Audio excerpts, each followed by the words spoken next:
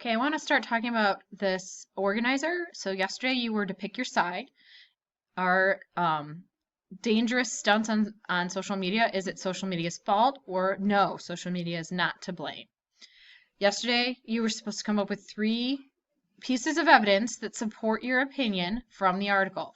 So if you said social media is to blame, you found 3 things that support that, and you gave me a citation for them.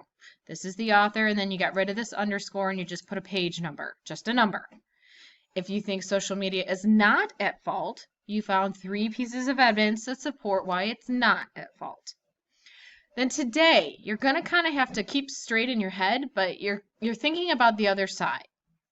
What is the other side going to argue? If we were going to sit down and have a debate, and I'm trying to say it is social media's fault, I have to anticipate what the other side is going to say. The other side is going to say it's not social media's fault because. What is their best argument going to be? I need to anticipate that so I can argue against it.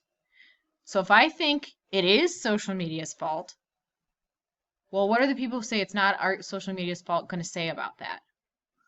How are they going to argue that it's not social media's fault? If you say it's not social media's fault, you need to think about what is the other side that it is their fault going to say. So for this, you have to be thinking about the other side. What is the other side going to say, and summarize that.